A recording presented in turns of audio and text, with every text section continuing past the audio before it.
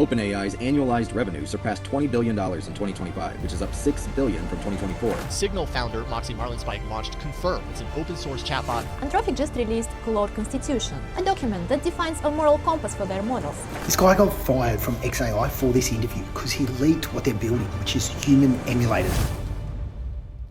Hello and welcome to the AI News in 5 by the AI Report. I'm your host Liam Lawson. Let's jump straight into things. Anthropic just did something unprecedented in AI. They've released a full constitution for Claude, and it's written for the AI itself, not just for us. Here's why this matters. Instead of just programming Claude with rigid rules about what to do, Anthropic wrote a comprehensive document explaining why Claude should behave certain ways. Think of it as teaching principles, not commands. The constitution prioritizes 4 things: an order, broad safety, ethics, compliance with Anthropic's guidelines, and genuine helpfulness. But here's what's fascinating. Claude uses this constitution to generate its own training data, essentially learning to become the entity the document describes. The most striking part, Anthropic openly acknowledges uncertainty about whether Claude might have consciousness or moral status, either now or in the future. They're treating this as an honest conversation with a genuinely new kind of entity, and they've released the entire constitution under Creative Commons, meaning anyone can use it freely. It's transparency at a level we rarely see in AI, a living document that evolves as Claude evolves. This isn't just about one AI assistant, it's a blueprint for how we might approach creating beneficial AI systems. Our next story, the Josh Bersin company just dropped a stark warning. HR departments could shrink by up to 30% this year. Not eventually, but right now in 2026. But here's what's happening. AI is evolving in 3 stages, from assistants that help you work, to agents that work semi-autonomously, to what they're calling super agents. AI agent. Agents. Agentic workflows. Agents. Agent. Agentic.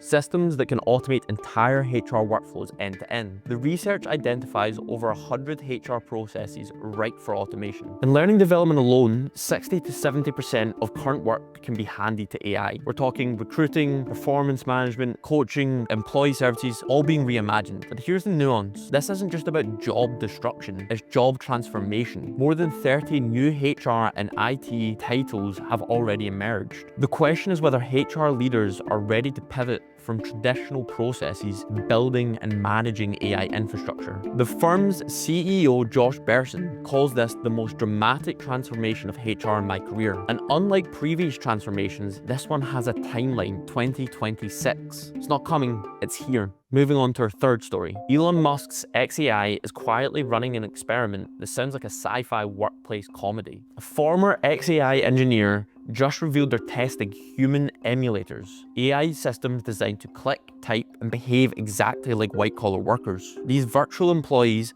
are listed on org charts, report to managers, and handle actual work. But here's where it gets awkward. Colleagues would message asking, "Is this person in today?" only to discover they've been chatting with an AI all along. Even better, one AI hallucinated and asked a coworker to meet at a co-working station. The employee showed up to find an empty desk. The real challenge here? Building these systems revealed how poorly we understand our own jobs. Clients would describe workflows, and the XAI would build the emulator, only to watch it consistently fail. Turns out, people forget to mention 20+ critical steps in their own processes. XAI plans to scale to 1 million of these emulators, potentially powered by idle Tesla vehicles. The future of work just got a lot stranger. Our next story here, the guy who built Signal, the messaging app famous for privacy, just took aim at ChatGPT's biggest vulnerability, your data. Moxie Marlinspike just launched Confer, a ChatGPT-style assistant with one radical difference. Your conversations cannot be logged, stored, or used to train future models ever. Here's how it works.